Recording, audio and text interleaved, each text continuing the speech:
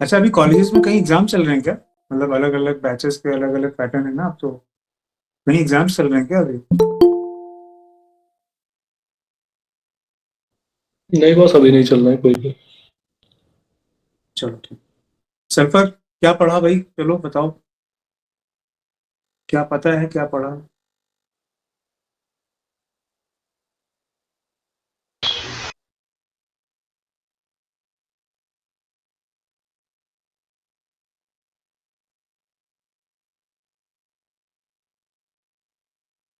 यही है, initiative lack of.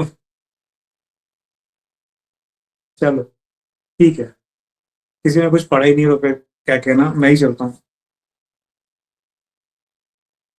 आ, एक फिनोमेना है इमेजिनेशन का। इमेजिनेशन, इमेजिनेशन से आप सल्फर को स्टार्ट करो समझना, जब भी समझना है। मतलब और भी बहुत सी मेडिसिन हैं जो इमेजिनेशन में है, मगर अगर आप सल्फर पढ़ते हो तो एक उसका प्रोनाउंस कैरेक्टर है। अच्छा, हम सब लोगों ने कभी ना कभी अपने सीनियर्स बुक्स कहीं ना कहीं ये वर्ड जरूर सुना होता है कि इमेजिनेटिव होना क्या मतलब है। इमेजिनेटिव होते हैं सल्फर। जरा सोचो, अब जरा सोचो कि इस ट्रेट का क्या मतलब है, क्या सिग्निफिकेंस है, और कभी इस विषय में थोड़ा मनन करो, इमेजिनेटिव होने का क्या मतलब है और उसका दूसरा एक्सट्रीम क्या होता है। अगर अगर हम में से कोई भी व्यक्ति आज तक इस दुनिया में इमेजिनेटिव नहीं होता, तो जो चल रहे ये दिए गए इंफॉर्मेशन हैं, जो भी लिखा हुआ है, जो भी कहीं पढ़ा हुआ है, जो सुना हुआ है, उसको as such same to same हम कॉपी करते, फॉलो करते। इमेजिनेटिवनेस आपको हमेशा ये सिखाती है कि आप दिए गए जो भी सजेशंस हैं, या जो भी दिए गए नियम हैं, या जो भी आपको लोग बताते हैं कि बेटा ऐसा करना चाहिए, अगर आप इमेजिन करने की क्षमता नहीं रखते तो आप उस पर सवाल नहीं उठाएंगे। कोई इमेजिन करता है तभी दिए गए दायरे से बाहर जाता है। अगर आप इमेजिन नहीं करोगे तो सरकारी नौकरी वाले का लड़का भी सरकारी नौकरी करेगा। क्यों? पापा कहते थे। ये नहीं सोचेगा कि पहले सरकारी नौकरी करते थे तो क्या बेनिफिट्स थे, अब करने का बेनिफिट है कि नहीं। ये असेसमेंट करने के लिए इमेजिनेटिवनेस होनी बहुत जरूरी है। अगर आप इमेजिनेटिव नहीं होगे तो प्रोग्रेस होना कहीं ना कहीं रुक जाएगी। तो एक नॉर्मल ह्यूमन बीइंग में इमेजिनेटिव होना बहुत जरूरी है, मगर एक स्वस्थ लेवल पर। सल्फर को कहा गया कि इनका एक स्ट्रॉन्ग फिनोमिना है इमेजिनेटिव होना। जैसे मैं आपसे कहता हूँ कि अ, किसी बड़े से मिलिए तो उसके चरण स्पर्श कीजिए, और किसी के चरण की धूल अपने माथे लगाइए। तो लोगों ने सुना, ठीक है। तो जो नहीं इसको सोचते हैं, इसके अर्थ को नहीं समझते हैं, अर्थ को नहीं समझते हैं, वो क्या करेंगे? घुटना छू लेंगे। हो सकता है कमर हल्की सी झुका के ही छोड़ दें। उनको उसका अर्थ नहीं पता है। सब करते हैं, कहा जाता है तो हम भी करते हैं। ये वो लोग हैं जो लॉजिक बेस्ड माइंड, जिनका जो है, जो सोचने की क्षमता है, एनालाइज करने की क्षमता है, वो नहीं है। एनालिसिस की क्षमता हमें हमारा इमेजिनेटिवनेस एक तरीके का उसका ट्रेट है। सल्फर की शुरुआत अ, और भी लोग आए हैं, अभी आता हूँ मैं इस पे। कुछ सवाल मेरे और पूछूंगा मैं, जो मैंने पहले पूछा था कि क्या पढ़ा। तो सल्फर का एक बड़ा हिस्सा आप इस तरीके से ले सकते हो, इमेजिनेटिव। अब जो लोग आए हैं, अगर उनमें से किसी में हिम्मत हो तो जरा बताएं उन्होंने सल्फर के बारे में क्या सुना या पढ़ा है आज तक, या अभी पढ़ा हो तो वो भी।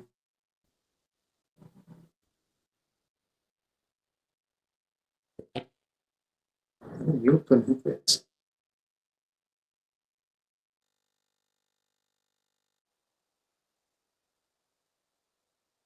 नहीं, ठीक है। इमेजिनेटिवनेस पे मैंने बात करी, चलो दूसरी चीज ऐड करते हैं। दूसरा शब्द जो आप हमेशा सल्फर के लिए किसी भी मटेरियल में पढ़ोगे, वो आपको लिखा हुआ मिलेगा, वो है फिलोसफिकल। फिलोसफिकल, फिलोसफिकल से इसका मतलब पता है? फिलोसफिकल का मतलब क्या होता है? फिलोसफी का मतलब क्या होता है?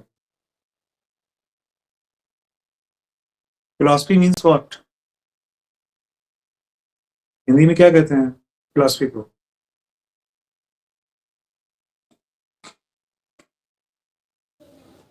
दर्शन शास्त्र। दर्शन शास्त्र।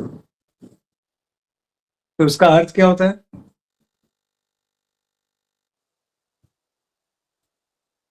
मतलब बॉस मतलब अपनी कुछ थ्योरीज बनाना, अपने कुछ व्यूज रखना जिसके बारे में वो थ्योरीज बनाते हैं खुद से। ये सल्फर के पर्सपेक्टिव में भी अच्छा है।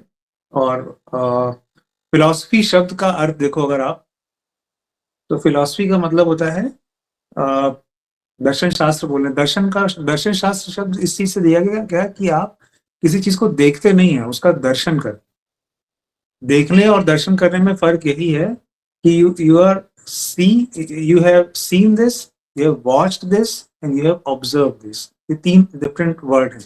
ऑब्जर्व शब्द जो है वो दर्शन से आता है। फिलॉसफी कहते हैं ना, हर आदमी की फिलॉसफी अलग है। वो लोग, उनकी फिलॉसफी अलग है, इनकी फिलॉसफी अलग है। फिलॉसफी को आप कह सकते हो एक शब्द में किसी भी चीज को देखने का नजरिया। बॉस। एक शब्द। हाँ बोलो बेटा। नमस्ते बॉस। मैं बोल रहा था कि एग्जिस्टेंस जैसे बोलते हैं ना, कुछ का एक एग्जिस्टेंस टाइप का समथिंग। एग्जिस्टेंस थोड़ा सा एक्सप्लेन करो बेटा। बॉस जैसे अब मतलब फिलॉसफी में वैसे बोलते हैं कि मतलब जैसे आप कह रहे हैं देखने का नजरिया, तो उसका जो खुद का एग्जिस्टेंस होता है उस चीज को मतलब बोल रहे हैं। जैसे जैसे सबका जैसे है, जैसे वो खुद को मतलब होता नहीं, लेकिन एक किंग लाइक पर्सनैलिटी एग्जिस्टेंस वाली जो मेंटली बना के रखता है। बिल्कुल That is called बिल्कुल बिल्कुल। फिलॉसफी शब्द का मतलब जो है, मैं सल्फर की फिलोसफिकलनेस से बाहर भी अगर बात करूं तो फिलॉसफी शब्द हम लोग वैसे तो बहुत बार यूज करते हैं, पर इसका एक्चुअल डीप मीनिंग यही है कि किसी चीज को देखने का नजरिया। हम सबका नजरिया अलग है, हम सबकी फिलॉसफी अलग है, हम हर चीज को अलग नजरिए से दर्शन करते हैं। Different religion, different races, different places, सबकी अपनी डिफरेंट फिलॉसफी है। वो बना इस फिलॉसफी पे बना, बौद्धिज्म बना इस फिलॉसफी पे बना। अलग अलग एरिया के लोग अपने अपने तरीके से जीते हैं क्योंकि उनको ये सही और ये गलत लगता है। यू सी, हर चीज में इंडिविजुअलाइजेशन जरूर है। तो फिलोसफिकल जब हम बात कहते हैं, देखो एक हद तक फिलॉसफी जिंदगी में होनी चाहिए, नहीं होगी तो आपकी पहचान नहीं। आप हैं और किन मामलों में औरों से जुदा हैं, ये आपकी पहचान है, तो ये आइडेंटिटी है। फिलॉसफी के बिना आपकी आइडेंटिटी नहीं हो सकती। आपके घर में आपके माता पिता, परदादे, फैमिली किसी किस्म की फिलॉसफी को फॉलो कर रहे हैं, दैट इज वाई जो आप हो वो आप हो। अदरवाइज आप कुछ भी नहीं होते, प्लेन पेपर होते। एक शेप देने के लिए एक सोच, दैट इज फिलॉसफी।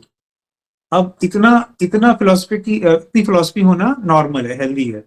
जब हम सल्फर को फिलोसफिकल कहते हैं तो इसका मतलब हर दूसरी चीज में एक नया दर्शन दिखाना, निकालना, एक नया वे ऑफ लुकिंग थिंग निकालना। मतलब जो चीज अब स्वस्थ मात्रा से अधिक हो जाए हर चीज में। जैसे एक गाना है तारे जमीन का, उसमें आमिर खान इंट्रोड्यूस होते हैं तो बच्चों के सामने जोकर बन के डांस करते हैं। उसमें एक लाइन है ना कि भला मछलियां भी क्यों उड़ती नहीं, ऐसे भी सोचो ना। तो ये इस लेवल पे आ जाए तो हर चीज को थ्योराइज करना, जो शब्द आता है ना, हर चीज की एक नई कहानी निकालना, जो नहीं भी है, औसत लेवल की फिलॉसफी इतनी होनी चाहिए जीवन में, उससे ज्यादा, हेल्दी लेवल से ज्यादा, तब आप उसको फिलोसफिकल कहो। जब हम लोग कहते हैं कि सल्फर फिलॉसफी वेस्ट हर चीज को देखता है, set of beliefs, values which guides behaviour of people. Exactly exactly. तो देखो, आइडेंटिटी शब्द जो है, इंडिविजुअलाइजेशन का जो कंसेप्ट है, ये हर जगह कहीं ना कहीं आपको देखने को मिल जाएगा। हनीमन सर ने ऐसे नहीं इस चीज को बेस बनाया प्रिस्क्रिप्शन का, बहुत सारे छोटे छोटे चीजों को देख करके। तो सल्फर इमेजिनेटिव होगा, और इमेजिनेटिव होना जरूरी है किसी भी नई फिलॉसफी को स्टैब्लिश करने के लिए। जैसे आज मैं अपनी क्लिनिक के लिए निकला तो रास्ते में मुझे जगह जगह वो मिले, आज महाशिवरात्रि है, मुझे जगह जगह पर भंडारे दिखे, मंदिर के बाहर एक अच्छी लाइन दिखी। फिर बीच में एक खाली मैदान था, उसमें बहुत बड़ा टेंट लगा हुआ था, और क्या है वो, ब्रह्म कुमारीज का एक प्रोग्राम चल रहा था। वहाँ डीजे लगे थे, डीजे नहीं स्पीकर लगे थे, कुछ गाने बज रहे थे रिलीजन से रिलेटेड। निकलते वक्त मेरा दिमाग यही चलता रहता है कि देखो इन्होंने अपनी पहचान, अपनी विचारधारा को अलग रखने के लिए कहा कि हमारी ये फिलॉसफी है, हम ये मानते हैं, इसलिए हम उससे अलग होकर ये बन रहे। फिलॉसफी आपकी आइडेंटिटी को डिफाइन करती है, उसका बेसिक कोर है, थॉट है। उसके बाद अब हर चीज में आप फिलॉसफी बनाओ, इसीलिए सल्फर सबसे अलग है, इतना ज्यादा बनाता है कि उसको कोई चीज भाती नहीं है। हर चीज से वो एक नया एंगल दिखाते हैं, देखने का न्यू एंगल, और वो न्यू एंगल उनको अजीबोगरीब बना देता है, एक्सेंट्रिक बना देता है। तो इमेजिनेटिवनेस, फिलॉसफी, ये दो चीजें जो आप पढ़ते तो बहुत हो, बट शायद अगर इसका एक्चुअल अर्थ आपको पता हो तो समाज में उसे आप देखना सीखोगे। इन दो चीजों के साथ एक तीसरी चीज ऐड कर दो, सल्फर कंप्लीट हो जाता है। वो है क्या? आप इसको चाहे तो डिल्यूजन ग्रेट कह लीजिए, या कह लीजिए कि इम्पोर्टेंस फील्स हिज पॉम्पुअस, मतलब I am important, importance Sikar, self esteem, आप कुछ भी कह सकते हो। रूब्रिक है इम्पोर्टेंस फील्स हिज पॉम्पुअस, मतलब जैसे आपको फॉरम में एक बार मैंने पढ़ाया था कि वो ये मान के चलते हैं कि they are good and better than others, मगर उसके साथ एक सब्सटेंस है उसको करने, उसके साथ चीजों को करने को लेकर। मगर सल्फर में ये चीज थोड़ी डिफरेंट है। सल्फर में फीलिंग ऑफ इम्पोर्टेंस तो है, मगर उसके बाद की बातें और है, हम बात करेंगे। सो इमेजिनेशन की बात हो गई, फिलॉसफी की बात हो गई, इन दोनों को मिला के कॉन्टिन्यूसली थ्योराइज करना, नई नई फिलॉसफीज निकालना, नई नई बातें ऐसी जो बहुत ही अजीबोगरीब हैं उन्हें भी ला करके देना, इतना ज्यादा कि कई बार मैं इन सब चीजों के रूब्रिक्स आपको डाल के दिखाऊंगा। और जैसे एक रूब्रिक है कि सल्फर का मेरा सिस्टम देखो चल नहीं रहा है इस वक्त, मैं आपको निकाल के डालूंगा। नहीं, वैसे मंदिर की बात करते हैं। सो इन तीनों के साथ एक चीज और इसीलिए आती है, क्यूरियस। हर चीज देखेंगे, बहुत ही उत्सुकता के साथ देखेंगे, इमेजिन करेंगे, सवाल बनेंगे इसलिए वो क्यूरियस के साथ में questions ask many, to many बातें सवालों में होती हैं। उसके बाद कंक्लूड करेंगे, और कंक्लूजन उनको ऐसा निकालना है जो प्रपोज्ड आइडिया से थोड़ा सा डेविएटेड, हर हाल में डेविएटेड हो। और जब ये डेविएटेड होगा तभी वो भीड़ से अलग दिखेंगे, क्योंकि उनकी नीड है हमें पहचान मिले, हम अपने सुपीरियरिटी अपनी दिखानी है उनको। तो इसलिए वो थोड़ा आउट ऑफ द बीट जाके इमेजिनेशंस को ले जाते हैं, एक्सेंट्रिक, सनकी लगते हैं, और इसके साथ में उन्हें नया आइडिया प्रपोज करना होता है, तो जो कि बहुत ही वाहियात होते हैं, कई बार यूजलेस होते हैं, कई बार डिपेंड करता है सल्फर किस हद तक अफेक्टेड है, बीमार है, अकॉर्डिंगली वो चीजें बदलती हैं। सो इसके आगे इसीलिए सल्फर क्रिटिकल भी होगा। क्रिटिकल कैसे होगा कि अगर किसी ने कहा कि इफ यू रिमेंबर, मैंने आपको जब आर्सेनिक पढ़ाई थी और जब मैंने आपको कॉस्टिकम पढ़ाई थी, तो मैंने आपको एक फिनोमेना दोनों में कॉमन दिया था कि they are very dissatisfied, censorious, critical, चीजें उनको समझ नहीं आती। कॉस्टिकम को इसलिए नहीं समझ में आती कि उसको किसी का हित और किसी का अहित दिखता है, तो उसको उसमें इनजस्टिस दिखता है सोसाइटी में, तो वो बोलता है। वहीं इसके अपोजिट आर्सेनिक में क्रिटिसिज्म इसलिए है कि how this idea is going to benefit me, और how this idea is going to be harmful for me, मुझे नुकसान होगा या फायदा। तो अपने नुकसान को एंटिसिपेट करके वो चीजों को क्रिटिसाइज करता है, रिस्क नहीं लेना इसलिए हर चीज को क्रिटिसाइज करता है। सल्फर क्रिटिसिज्म क्रिटिकल में इसलिए है कि उसको एक नया आइडिया प्रपोज करके खुद को एक डिफरेंट भीड़ से अलग रखना है, क्योंकि उसकी नीड है इंपॉर्टेंस, और इस इंपॉर्टेंस को पाने के लिए भगवान ने उसे ट्रेट्स क्या दिए हैं, इमेजिनेटिवनेस और फिलोसफिकल। ये दो आइडियाज हैं, क्योंकि वो इमेजिन खूब करेगा, मेक्स एयर कैसल, पर will not do anything substantial, physically execution अच्छे नहीं होंगे, इसीलिए सल्फर लेजी, सो कॉस्टिकम सिस्टम में चल रहे पुराने आइडियाज को काटेगा, मना करेगा। वो मना इसलिए करेगा क्योंकि उसको उसमें लोगों का फायदा नुकसान दिखता है, उसको पेन लग मिलेगा, and I am very sensitive for pain of others, sympathetic causticum. Sulfur is not sympathetic, never. Sulphur कभी भी सिंपैथेटिक नहीं होगा. सल्फर अगर किसी की मदद करेगा तो वो ये सोच के करेगा कि वो जो मदद करते हुए कंबल देंगे ना तो साथ में फोटो खिंचा के फेसबुक पर डालेंगे जाड़े के मौसम में कि हमने गरीबों की मदद की. 4 लाइक आएंगे, उनका पेट भर जाएगा. यस, मैंने वो सोचा जो लोग नहीं सोचते, मैंने कुछ ऐसा किया जो लोग नहीं करते. तो इम्पोर्टेंस फीलिंग वाली के साथ. So they criticize everything they criticize everything, but in a different manner. मतलब लॉजिकल नहीं होगा उसमें बहुत ही वियर्ड रीजनिंग के साथ होगा. ये मैं जो आपको 4-5 पॉइंट्स बोल रहा हूँ, आप सल्फर की कोई भी साइकी किसी ने भी पढ़ी हो, आप पढ़ोगे तो लगभग ये सारी चीजें उसमें कवर अप हो जाएंगी. और मैं क्या दे सकता हूँ इसके अलावा, ये मोटा मोटा है. अब अगर किसी ने कुछ पूछना हो इतने में तो बताओ, नहीं तो फिर मैं और आगे चलता हूँ.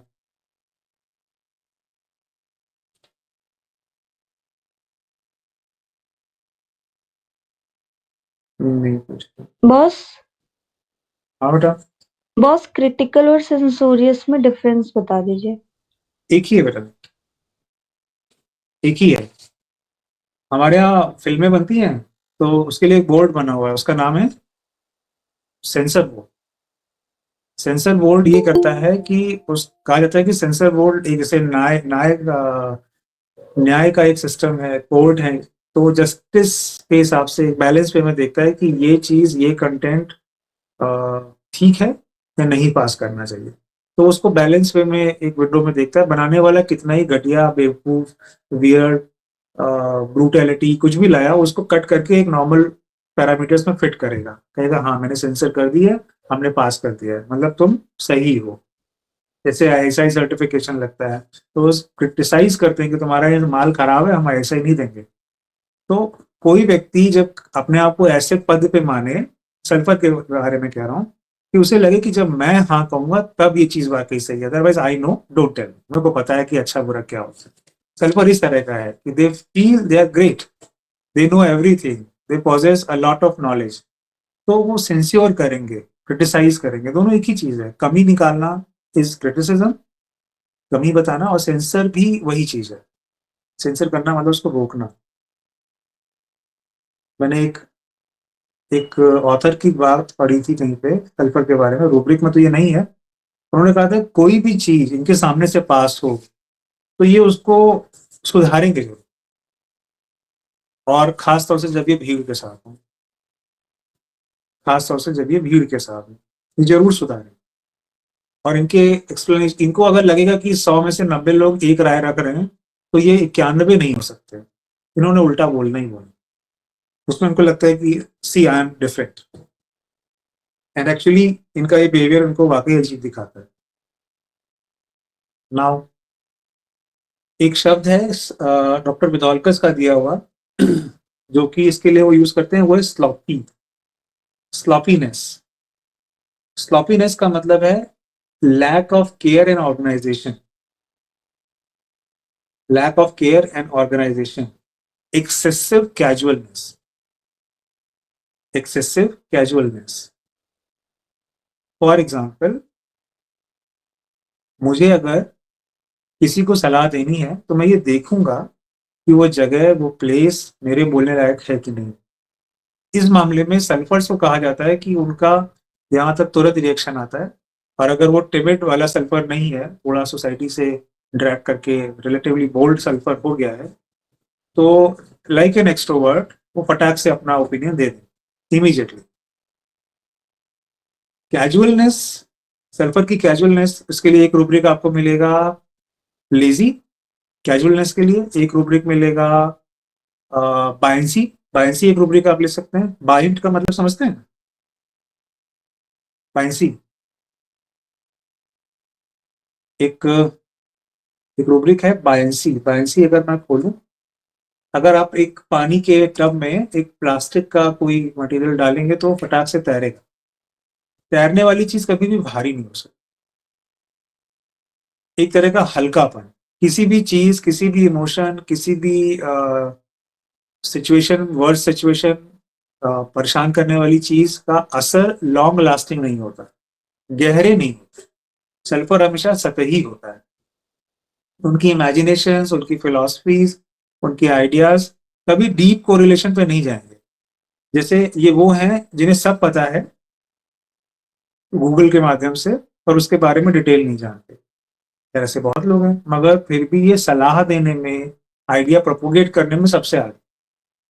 हमको पता है, जैसे कई पेशेंट्स आते हैं, वो आपके सामने ये नहीं बोलेंगे डॉक्टर साहब इनको पेट दर्द था, हमने ये दवा दे दी। वो बोलेंगे इनको पेट दर्द था, तो फिर हमने एक ये वाली एंटीबायोटिक नाम लेगा, ये लिया ये लिया। अभी कल परसों की बात है, एक पेशेंट आया, मैंने बोला कि बच्चे की दवा चल रही थी, और लास्ट टाइम मैंने जिस केस को दिखाया था फॉस्फोरिक एसिड, एक लड़की का डिस्मेनोरिया का केस, उसी का फादर आया।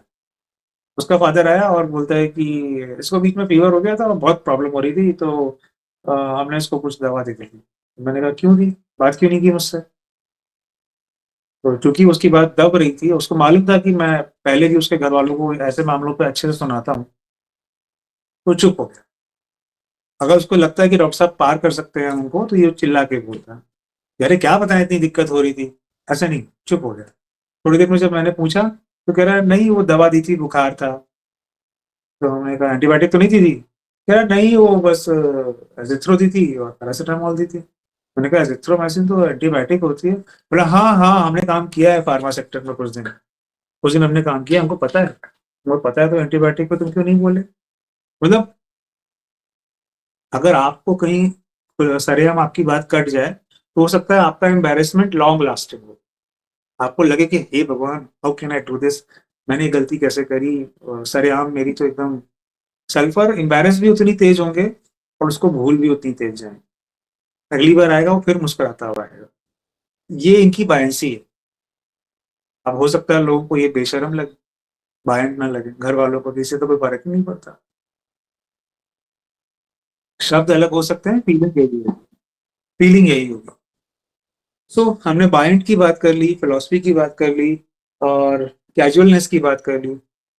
कैजुअलनेस में एक शब्द और जोड़ सकता हूं मैं, कि आपने ये पढ़ा होगा कि sulphurs are very dirty, disorganised, इनकी कोई चीज प्रॉपर जगह पे नहीं होती। बट जैसे जैसे नेट्रम्यूर, पेन उसका मेन इश्यू है, इमोशनल पेन, ग्रीफ, बट साथ ही साथ एक समय के साथ बाद उसको उस ग्रीफ में रहना अच्छा लगने लगता है। मतलब वो हर चीज में फिर, इसीलिए नेट्रम्यूर बाद में आगे चल के खुद को पेन पहुंचाकर खुश होता है। मतलब he loves the poisonous pain of disappointment, that is why उससे बाहर आके उनको मजा नहीं आता उस डीप ग्रीफ में। ये मतलब परवर्टेड स्टेट है नेट्रम्यूर की। सिमिलरली सल्फर, ऑर्गेनाइज और डिसऑर्गेनाइज अगर आप देखो, तो सल्फर का organisation, they feel they are organized, but if anybody else comes to their room and sees everything, what a mess up फैला हुआ है, तो वो बोलेगा। मगर अगर उनसे बोलो कि ये बताओ तुम्हारी वो किताब कहाँ रखी है, पेन कहाँ रखा है, तो वो उठाएंगे चार चीजें और निकाल के दे देंगे आपको। उनको पता है क्या कहाँ रखा है, खोता नहीं है कुछ। मगर उनके रहने का अंदाज वही है, जितने की जरूरत है उतना ही हिलता है, लेजी। ये एक टाइप ऑफ डिसऑर्गेनाइज होना, मेसअप होना, मगर उनके हिसाब से वो ठीक है, वो उसको ढूंढ सकते हैं। हमारे हिसाब से जो फिलॉसफी अलग है ना, इनकी फिलॉसफी अलग। तो इसीलिए इस तरह की अलग सोच के चलते कई बार आपको सल्फर्स सोशल ट्रेंड्स के अगेंस्ट बोलने वाले मिल सकते हैं, चाहे वो रिलीजन हो, चाहे पॉलिटिक्स हो, चाहे जीने का तरीका हो, नहाने धोने का समय हो, खाना पीना हो। हर लिहाज से एक वेजिटेरियन फैमिली में नॉन वेज खाने वाले हो सकते हैं कि प्रोटीन खाओ जरूर, अच्छा होता है। और एक हार्डकोर नॉन वेजिटेरियन फैमिली में ये बोल के कि मेरी फिलॉसफी ये कहती है कि जानवर खाना बहुत गलत बात है, तो नहीं खाएंगे। पर्पस ये है कि जब कोई आएगा तो वो एक अलग से स्पॉट की तरह दिखेंगे उस भीड़ में, और उनका सेटिस्फेक्शन हो जाएगा कि yes, see I can think out of the box. That is what sulphur is, मोटा मोटा। मेरे दिए गए इतनी देर में बोले गए कोई भी शब्द का अर्थ नहीं पता चल रहा हो तो बताओ, क्योंकि मैं कई वर्ड्स ये मानकर बोल जाता हूँ कि आपको इसका मतलब पता है।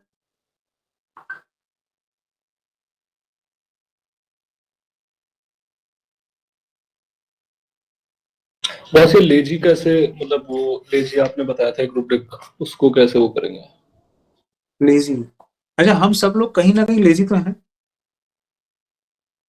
हम लोग इतने भी मिलिट्री में तो है नहीं हम लोग, to some extent we all are lazy. और अगेन कोई भी शब्द जब हम बोलते हैं, काला, गोरा, fast, slow, lazy, quick and fast और वर्कहोलिक, इन सबकी परिभाषा तभी तक है जब तक इसका अपोजिट एग्जिस्ट करता है। लेजी आदमी लेजी तभी कहलाता है जब कोई जल्दी करने वाला हो। सो सल्फर का लेजीनेस इस लिहाज से है कि आपने एक लाइन पढ़ी होगी सल्फर के लिए सबसे पहला वर्ड शायद डॉक्टर एस के दुबे में लिखा होगा या एलेंस की नोट में, stoop shoulders. Stoop shoulders, stoop shoulders का मतलब समझते हैं ना? लेजी पे आप स्टूपिंग, स्टूप शोल्डर्स। जी बॉस। स्टूपिंग शोल्डर्स का मतलब है कि आपके कंधे झुके हों। कंधे झुके होना अधिकतर उन लोगों में मिलता है जो लोग फिजिकली उतने अलर्ट एंड एक्टिव नहीं है। सल्फर एक ऐसी रेमेडी है जिसकी सारी एनर्जी, सारी ऊर्जा मेंटल लेवल पे, थॉट प्रोसेस में, इंटेलिजेंस में और से इमेजिनेशन में, एनालिसिस में झोंक दी जाती है। और फिजिकल लेवल पे सारे प्रोसेसेस स्लो होते हैं, सारे प्रोसेसेस। इवन माइंड का भी मेकअप ऐसा है कि ख्याल और सोचने पे सारा कुछ, सारा ग्लूकोज बर्न होता है। फिजिकली इतना मीठा खाने वाला सल्फर कभी मोटा नहीं। आपको लीन थिन में मिलेगा। आज मुझे किसने कहा था, एंगुलर एंगुलर फेस बोला था ना आज। एंगुलर फेस मतलब जिसमें सारे एंगल्स एकदम प्रॉपर विजिबल हो, उसमें मिलेगा। Physical activity, physical vitality relatively compromise होती है और ब्रेन और इंटेलेक्ट पे सारी एनर्जी कंज्यूम होती है। और इस वजह से they don't want to dissipate least of the energy on their by their physical body. तो नहाना नहीं चाहते, काम नहीं करना चाहते, सोच लेंगे, एग्जीक्यूट नहीं करना चाहते, परसिस्ट इन नथिंग। जब उसको एग्जीक्यूट करना होगा नहीं, they are planners, they can give ideas, यहाँ एनर्जी है। बट जब फिजिकल एग्जीक्यूशन की बात आएगी, ये मैं टिपिकल सल्फर की बात कर रहा हूँ, कॉम्पोजिशन में vary from point to point, case to case, मगर ये ट्रेट्स मिलते हैं मोर और लेस। तो that is why they are lazy, that is why they are lazy कि इसी में पहुंच लो यार, क्यों तौलिया लेने जाओ। खैर अब इसमें आपको ये पता होना चाहिए कि कितना किस जेंडर में ये नॉर्मल है, कि लड़के इस बात के लिए जाने जाते हैं कि खाना खाया और अनटिल कोई घर में गेस्ट ना आ रहा हो, तो उसको लेजी मत कहना, वो नॉर्मल है। वो उस बात के लिए जिंदगी भर मार खाते हैं कि चादर क्यों रेडी करी, तौलिया क्यों सही जगह नहीं रखा, उसको नॉर्मल नहीं मानना। एक हद के बाद तो आपको सोसाइटी भी देखना आना चाहिए। खैर और मेंटल्स में सच, अच्छा हाँ, सल्फर की एक बात मैं तुमसे और कहूँ कि मैं अगर ये सोचूं कि तुम्हें मैं सारा का सारा सल्फर पढ़ा सकता हूँ, तो ये बड़ा मुश्किल काम है, क्योंकि इतनी सारी चीजें हैं इसमें कि सारा कुछ एक्सप्लेन करना आसान नहीं है। मगर मैं वो पॉइंट जरूर बताऊंगा जिसके बिना ये कंप्लीट नहीं होती, जो आपको मिलेगा ही मिलेगा मोस्ट ऑफ द टाइम। और कोई क्वेश्चन?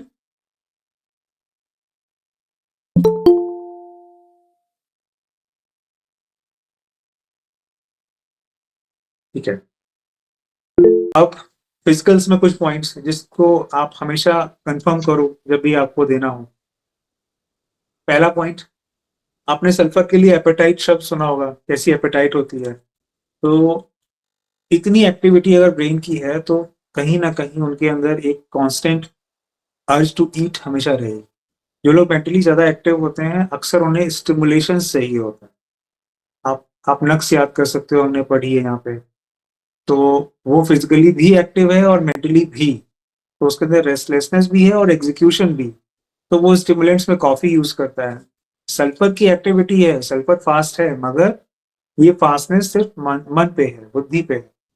और तो इनको ज्यादातर क्या चीज है, इनको स्वीट, इनकी स्पेसिफिक इनके केस में स्वीट का अर्ज बहुत ज्यादा है। इन जनरल इनकी एपेटाइट ज्यादा है, एपेटाइट फ्रीक्वेंट है। और तो घर वाले क्या कहेंगे कि 2-3 चीजें आपको मिल सकती है। एक मिल सकती है कि खाता है फिर भी पतला है, हालांकि सल्फर गबदू मोटे भी हो सकते हैं। और एक चीज आपको जो मैंने बहुत फ्रीक्वेंटली पाई है कि अगर ये बोलते हैं कि मेरी एपेटाइट अच्छी है, मतलब ये बहुत खाता है, आमतौर पे पेशेंट जो अपनी सेल्फ स्टीम को लेकर इतना कंसर्न हो, वो पसंद नहीं करता कि वो सबके सामने खुलेआम ऐसे बोले कि मैं बहुत खाता हूँ। लोग कहेंगे भूख अच्छी लगती है। सिर्फ लहजा सुनिए और उसके बाद शराफत से पूछिए कितनी रोटी खाते।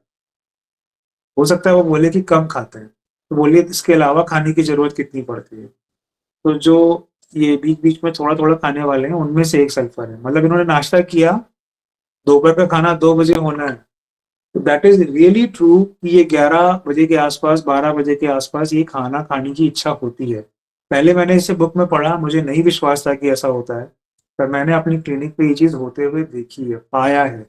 शर्त यह है कि आप सिम्टम पे विश्वास कीजिए, जो मोस्ट कंसिस्टेंट है कंफर्मेशन के लिए उसे पूछ के देखिए, अगर मिलता है तो आप भी कंफर्म होते हैं और उसकी रिलेवेंसी भी पता चलती है। तो ये मुझे मिला है बहुत बार, बहुत बार। तो एपेटाइट में आप एक ये ले सकते हैं 11 AM 11-12 बजे, या रात में जो थोड़ा थोड़ा खाने वाले लोग होते हैं उनमें से एक ये हो सकता है।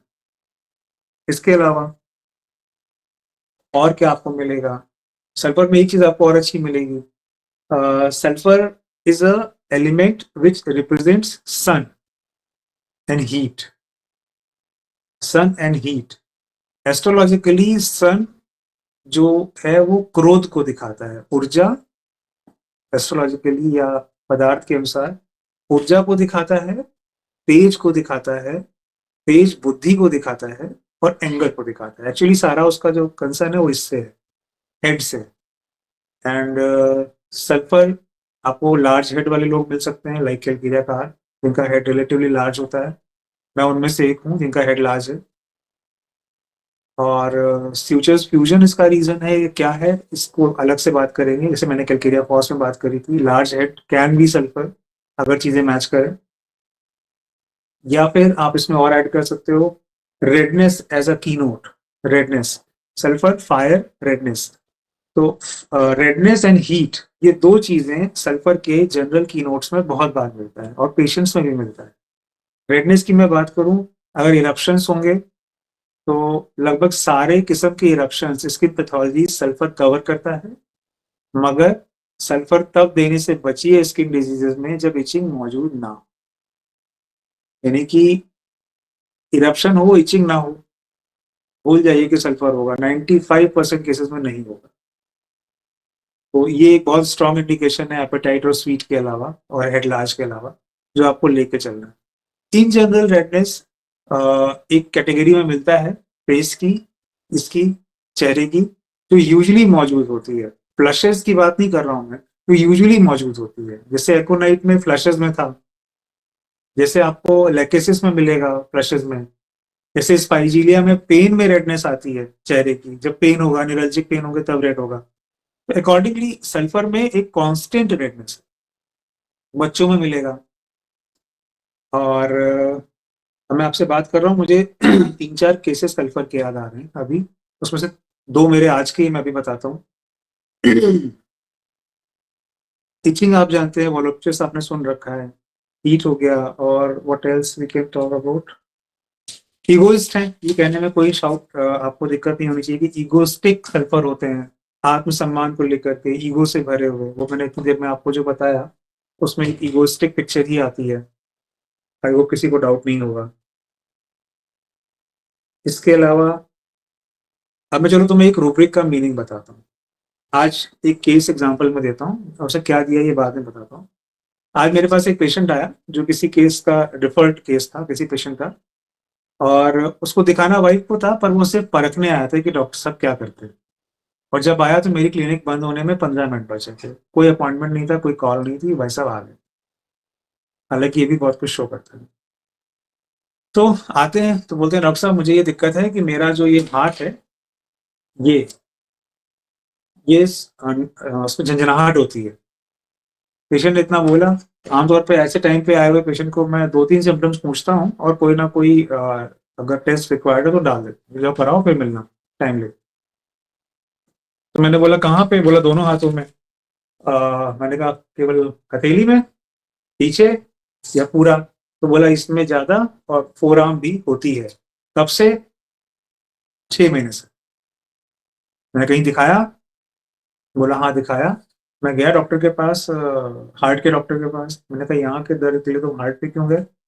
बोला मेरे ऑफिस में 2 लोग खत्म हो गए, एक तो सडन कार्डियक अरेस्ट से मेरे सामने हुआ और एक मेरा कुलीग था वो हो गया, ऑफिस में नहीं था उस टाइम में, हार्ट अटैक से दोनों खत्म हुए। तो पहले मेरे ख्याल आता है एंग्जाइटी हेल्थ है। फिर बोला देखिए इसमें लिपिड में ये बढ़ा है, ये बढ़ा है, ये बढ़ा है। मैंने कहा ठीक है, और कोई दिक्कत? बोला मेरा आईयूपी बढ़ा हुआ है, इंट्राऑकुलर प्रेशर। मैंने कहा उसमें किसी को दिखाया? बोले हाँ डॉक्टर ने बोला है कि जो वेसल्स हैं उनमें कहीं ना कहीं वो सक्रिय हो गई है। ठीक है, दवा खा रहा है। एज उसकी 32-33 साल।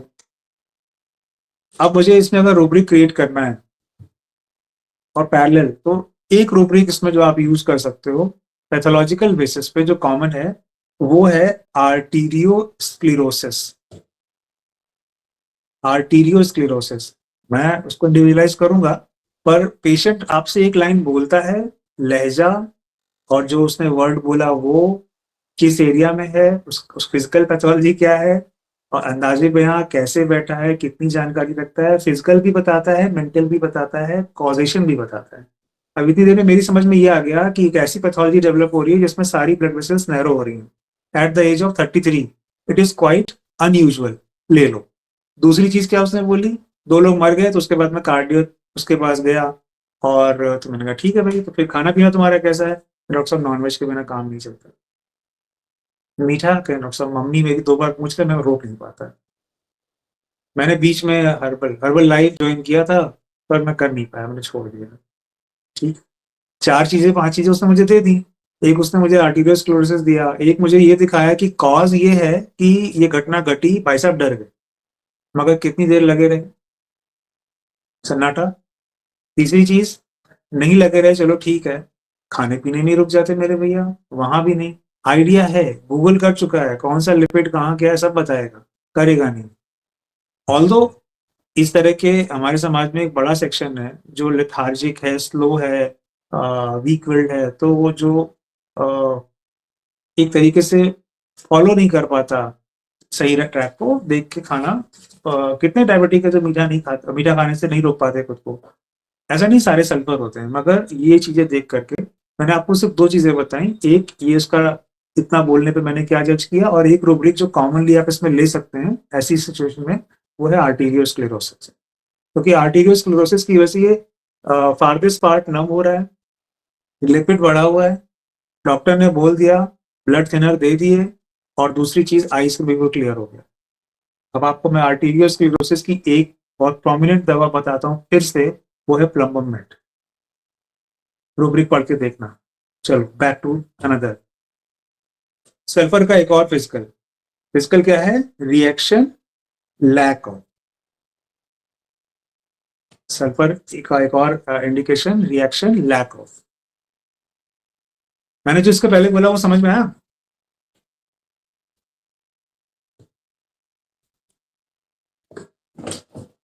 कोई ये भी नहीं कह जी सकता कि बॉस।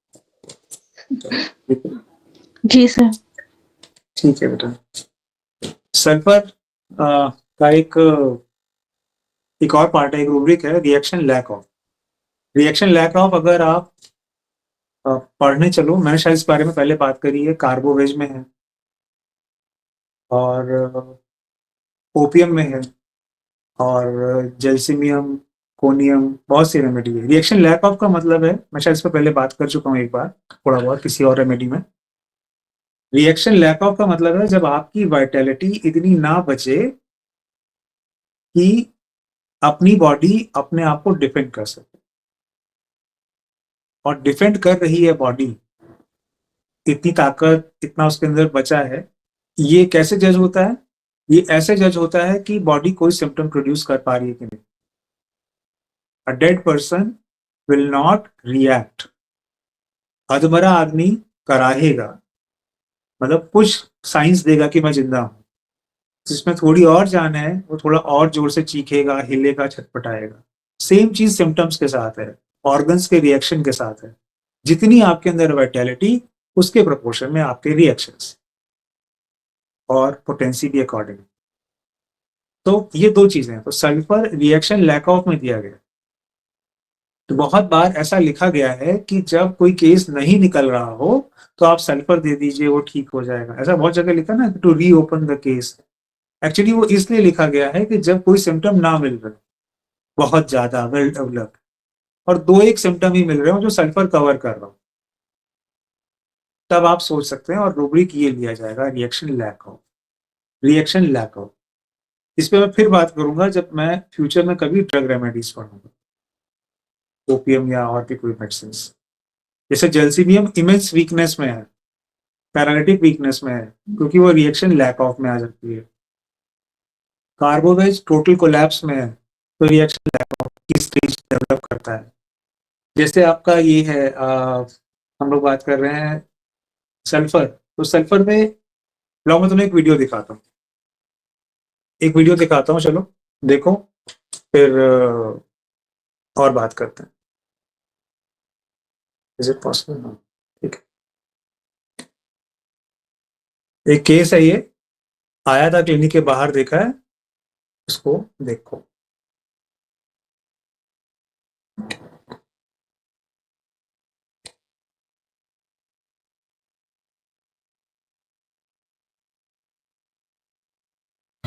अम्मा हाँ भैया, क्या हुआ?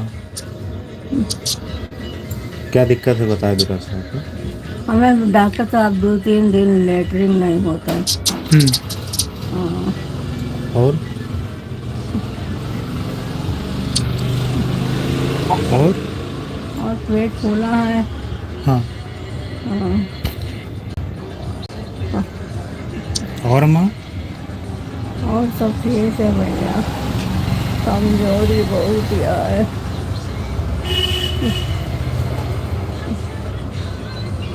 खाना वाना टंकी में पानी पी लिए तो खूब ढका रहा है। ठीक है। ये केस है और इसका फॉलोअप मुझे आज उसने भेजा है, दवा के करीब 10 दिन बाद। डॉक्टर साहब अब हमारी तबीयत ठीक है, अब हमें आराम है।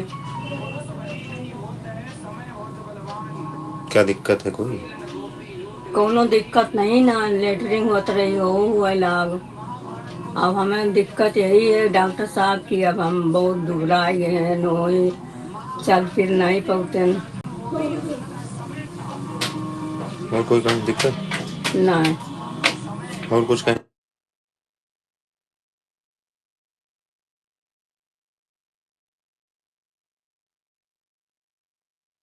ठीक है, देखा? जी सर। अब जिस किसी ने ये केस देखा वो मुझे ये बताया कि पहले वीडियो में क्या रूब्रिक लेंगे, मतलब क्या मिल रहा है रूब्रिक में, क्या क्या क्या समझ में आया उस रूब्रिक? कोई चीज नोटिस करी तुमने?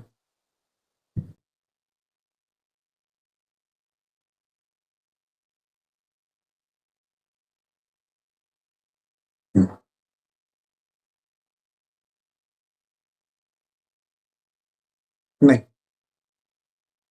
चलो मैं तुम्हें एक बार फिर से याद दिलाता हूँ, वीडियो तो नहीं दिखाऊंगा दोबारा, पर याद दिलाता हूँ। सोचना, जब मैं गया, जब पीछे गाना बज रहा था कसम खा के कहो, तो अम्मा से जब मैंने पूछा कि क्या हुआ अम्मा, तो अम्मा का आंसर कैसे आया? तुरंत आया, रुक के आया? तुरंत आया था। तुरंत आया था। और उन्होंने कितने जवाब दिए? मैं अभी तुम्हें सिर्फ इतना सिखाना चाहता हूँ कि सल्फर फिजिकल लेजीनेस से अगर उसकी डिजीज प्रोग्रेस करती है, अगर फिजिकल प्लेन पे उसकी बॉडी में डिजीज में प्रोग्रेस करती है, मेंटली नहीं फिजिकली, तो ऐसी स्टेजेस आ सकती हैं जहां डिक्लाइन फिजिकल एनर्जी का हो। और वो ऐसे होगा कि पहले सबसे बेसिक स्टेज में सल्फर लेजी है, इंडोलेंट है, और आगे चलेगा तो बॉडी फिजिकली रिएक्शंस कम कर देगी। कम कर देगी। सबसे पहली पैथोलॉजी स्किन पे आती है, जो भी आती है।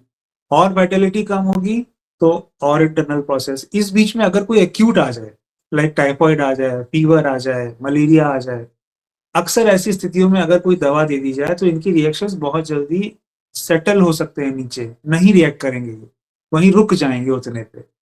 अक्सर ऐसा होता है, जिसको बोलते हैं रिएक्शंस का रिग्रेस करना, वाइटलिटी का सडन ठक से पीछे आना। इस स्थिति के लिए सल्फर इंडिकेटेड हो सकती है अगर और सिम्टम मैच करें। अब मैं अभी इस क्लास के बाद 4 रूब्रिक डालूंगा सल्फर के, आप देखना कि वीकनेस वाइल आंसरिंग वगैरह वगैरह। आपने आर्निका पढ़ी होगी, आर्निका में एक रूब्रिक है stupor. Stupor returns quickly after answering, पढ़ा है किसी ने? जी बॉस। जी बॉस। जी बॉस। अब मैं तुम्हें ये वीडियो कहो दोबारा दिखाऊं, अगर रिलेट ना कर पा रहे हो तो,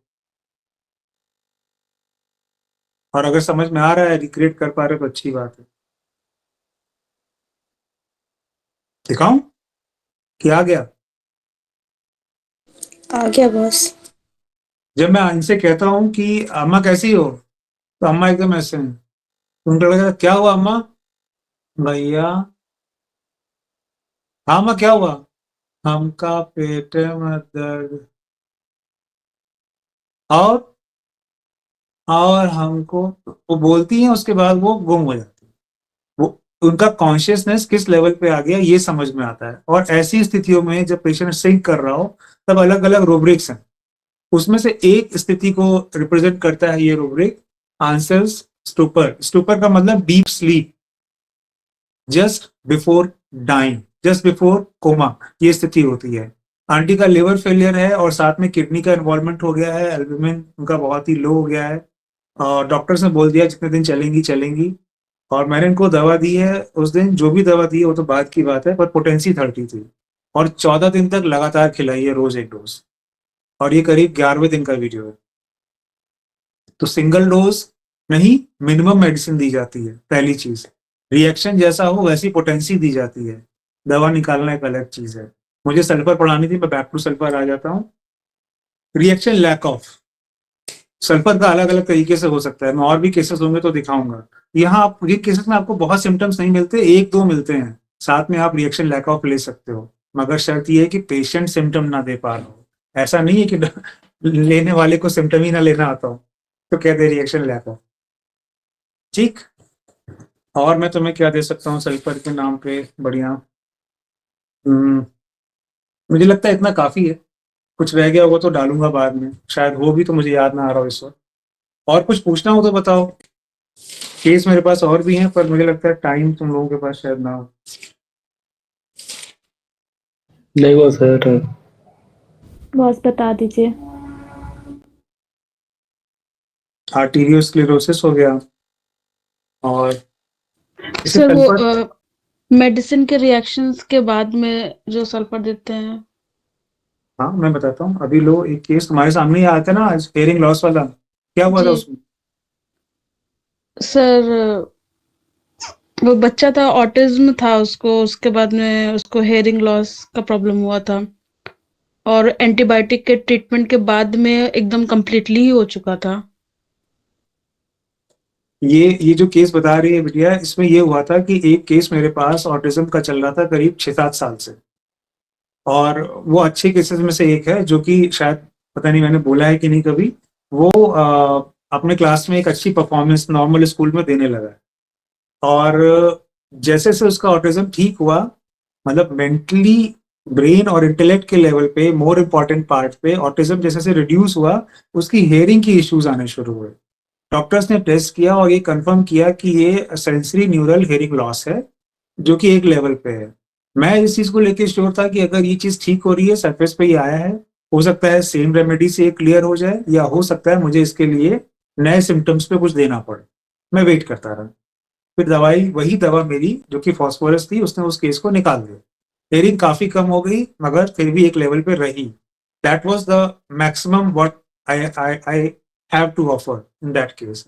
2 साल पहले की बात है, उसके घर में कुछ ऐसा सीन बना कि वो सेटिस्फाई हो गया, डॉक्टर साहब से दवा हो गई, काम खत्म, उसको लूज मोशंस लगे, और फीवर हुआ, उसके मम्मी ने एंटीबायोटिक्स खिलाई। एंटीबायोटिक्स खिलाने के विद इन 7 to 10 days उसका जो हेयरिंग इशू था वो बहुत ज़्यादा बढ़ गया। फिर वो ले गए एक जगह पर, टेस्ट कराया और उन्होंने फाइनली उसको बोला कि आप इसको वो लगाइए, मशीन लगाइए सुनने के लिए। मशीन लग गई, फिर वो आए मेरे पास, तो मैंने दवा दी। उसका ये फायदा हुआ कि उसका जो एडजस्टमेंट था जितने डेसिबल पे वो पहले से इम्प्रूव कर गया, और उसको हेयरिंग मशीन में सेटिंग्स फिर से चेंज करानी पड़ी, हेयरिंग लॉस कम दिखाने लगा। उतने पे वो मशीन कभी लगाता था कभी नहीं, मतलब वो इतना हैवी नहीं था कि हर बार उसे नीड हो। Now after that much time again the person, वो उसका पापा फिर से आया, वो बोलते हैं मेरे से कि इसका हेयरिंग लॉस पिछली बार से भी खराब हो गया और पिछले 5 दिन।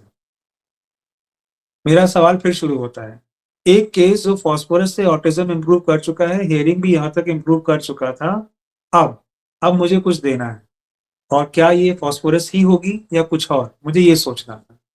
फादर कहता है मुझसे कि इसे वॉमिटिंग हुई, हम लोग कहीं गए थे, इसको वॉमिटिंग हुई बहुत ज़्यादा, और इतनी हुई तो हम लोगों ने उसको सिर्फ एंटी एमेटिक एक मेडिसिन दी है बस, पर उल्टी इतनी हुई है कि आप सोच नहीं सकते।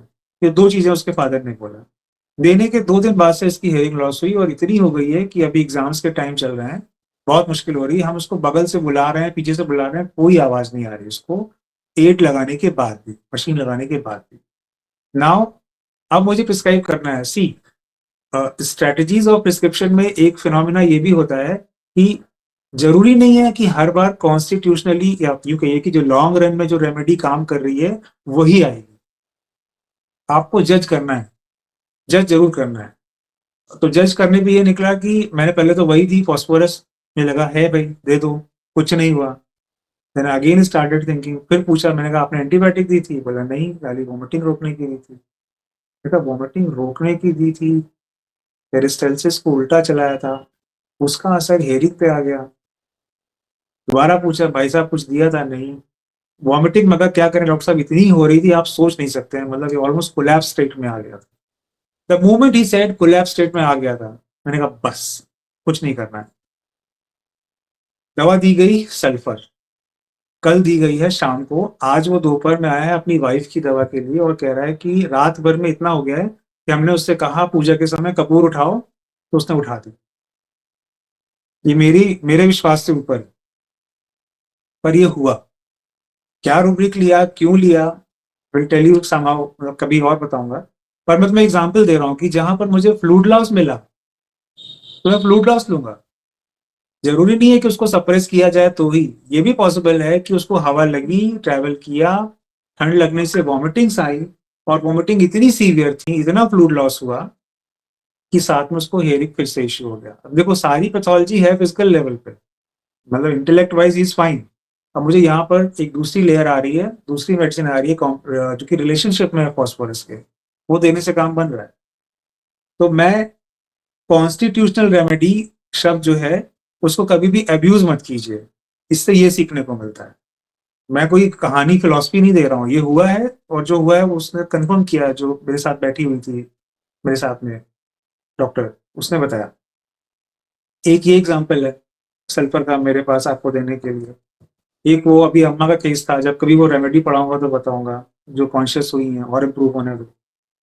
और मेरे पास लेकिन लिखा था कि ये केस बता सकता हूँ, भूल जाऊंगा, मुझे पक्का उम्मीद थी अपने आप से। चलो इतना ही काफी है। हाँ, मैं जो कह रहा था आंसरिंग को लेकर के, देखो एक रूब्रिक है answering slow during typhoid, sulphur. ये है कि वीकनेस आने लगी और आवाज, भैया बताओ, ये दिखाता है टेम्पो कम हो रहा है, वाइटलिटी जा रही है। अगर ये बहुत ज्यादा है और सारे सिम्टम्स की तुलना में तो उसको लेना हो। दूसरा है answering difficult in continuous fever, जवाब दे ही नहीं पा रहे हैं। तीसरा है answering repeats the question first, मतलब तुमने कुछ बोला, उनके कान के पर्दे पे पढ़ा, दिमाग को कॉम्प्रिहेंड करने में टाइम लगा, कंफर्मेशन के लिए पूछा यही कह रहे हो, और फिर चौथा है स्टूपर, पूरी बेहोशी में चले जाते हैं, सवाल पूछो तो लौटते हैं, हाँ, फिर वापस। तो ये कोलैप्स की स्थितियां हैं। इसके बाद आता है कोमा, फिर आती है डेथ। सल्फर इस लैकिंग रिएक्शन की फेज में काम आ सकता है अगर कोई भी एक सिम्टम मिल जाए, जैसे कि हीट मिल जाए, और भी फिजिकल कई सारे हो सकते हैं। जैसे सल्फर का मैं आपको एक एग्जांपल और देता हूँ। सल्फर का जो आर्टेरियोस्क्लेरोसिस है वो अपर लिप को बहुत स्ट्रांगली कवर करता है। ट्रेमलिंग एंड शिवरिंग और tics in upper lip because of lack of blood supply, अगर ये मूव करते हुए मिलते हैं आंसरिंग के टाइम, ऐसी स्थितियों में आप सल्फर दे सकते हो, आपको कोई मेंटल पूछने की जरूरत नहीं है। मैं जब भी हम लोग यहाँ क्लास करेंगे मैं इस चीज पे अच्छे से बात करूंगा कि प्रिस्क्रिप्शन सिर्फ मेंटल पे नहीं होता। हाँ, पता आपको सब होना चाहिए। मैं आपको सल्फर पढ़ाऊंगा, ये सुन के बहुत लोग कहेंगे सल्फर तो मैंने इतनी जगह पढ़ी हुई है, क्या नया बताएंगे, वही फिलॉसफी, वही राजा, वही किंग, एयर कैसे। ये फैक्ट्स हैं, जब तक आप फैक्ट कोरिलेट नहीं करते मजा नहीं आएगा। ठीक है, और कोई चीज किसी को पूछनी हो तो?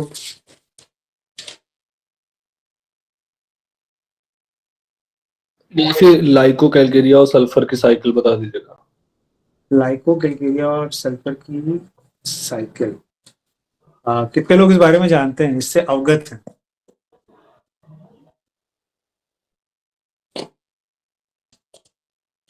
सल्फर फिर लाइको फिर कैलकेरिया फिर सल्फर फिर लाइको फिर कैलकेरिया, ऐसा बोलते हैं ना, इस सीक्वेंस में, मतलब दवा इस सीक्वेंस में आनी चाहिए। ऐसा नहीं कि सल्फर और लाइको के बीच में आप कैलकेरिया डाल दें, ऐसा मटेरियल में लिखा गया। देखो, हमने सारा लेक्चर शुरू किया इमेजिनेटिव से, इमेजिनेशन से, and the person who can imagine will never late himself bounded by मियर facts. बात खत्म, यही इसका आंसर है। ये एक फाइंडिंग है जो बार बार पाई गई, ये एक फाइंडिंग है जो बार बार पाई गई, और इसकी एक अपनी कहानी है।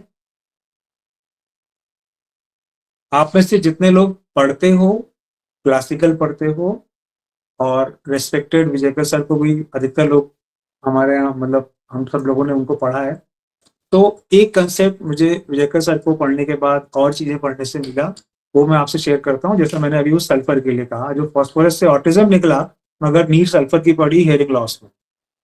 मैंने कहीं ये नहीं पढ़ा कि फॉस्फोरस के बाद सल्फर दी जाती है कि नहीं, मैंने देखा सब कुछ इंडिकेट कर रहा है, मैंने दे दिया।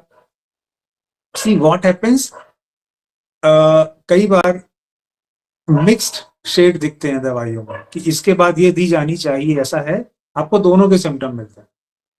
ये जो थ्योरी लिखी गई वो इस बेसिस पे लिखी गई कि अक्सर दवाइयां दी गई और ये सीक्वेंस पाया गया सफलता से निकलता हुआ, तो उसको लिख दिया गया। This is a observation, this is an observation, that is it, that is it. अगर आपको लगता है कि ऐसा नहीं है, आप करो उसका उल्टा, क्योंकि नियम हमेशा आपको एक दायरे में बांध देते हैं। मतलब मैं ये नहीं कह रहा हूँ कि सारे नियम तोड़ दो, मगर जो भी करो अपनी बुद्धि के साथ करो, जबरदस्ती ना इसके साथ चलो ना इसका उल्टा।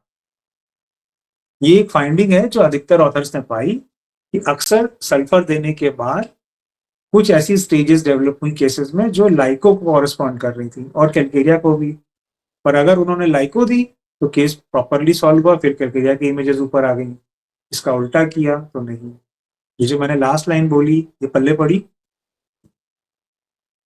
समझ में बस भारी तो नहीं है? नहीं बस बस एक सिंपल चीज याद रखो, there is nothing like never, should not B.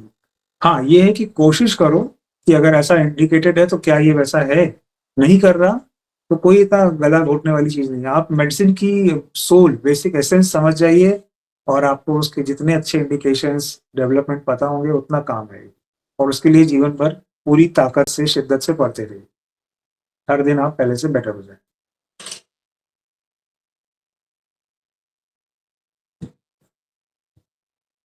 और कोई बात?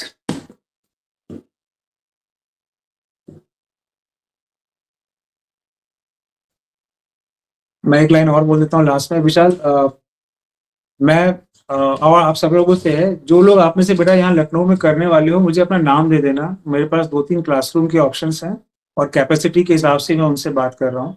अगर मेरे पास इतने बच्चे नहीं हुए तो मैं क्लिनिक पे पढ़ा दूंगा, हो गए तो कोई क्लासरूम लूंगा। तो जो भी आने वाला है और डिसाइड कर नहीं पाया तो मुझे नाम क्लियर कर दे। मेरे पास अभी जितने बच्चे हैं अगर वो बढ़ते हैं तो मैं बड़ा क्लास या छोटा क्लास या अपनी क्लिनिक अकॉर्डिंगली मैनेज करूंगा। तो मुझे कम से कम टाइम चाहिए, 31 तारीख अगर कर रहा हूँ तो जो आने में रियली इंटरेस्टेड है, कंफर्म्ड है, वो मुझे बताएं। और इस चीज के लिए मैं विशाल और नीलू आप दोनों लोगों से बेटा कह रहा हूँ, जो अगर कोई है जिसने कभी कमिट किया है पहले आने वालों में लखनऊ के हैं जो, तो वो मुझे अपना कंफर्म कर दें, उनको एक बार पिंग कर देना जो इस ग्रुप जी में बॉस। ठीक है। जी बॉस। चलो चलते हैं फिर। Good night. नमस्ते बॉस। से बेटा। नमस्ते बॉस।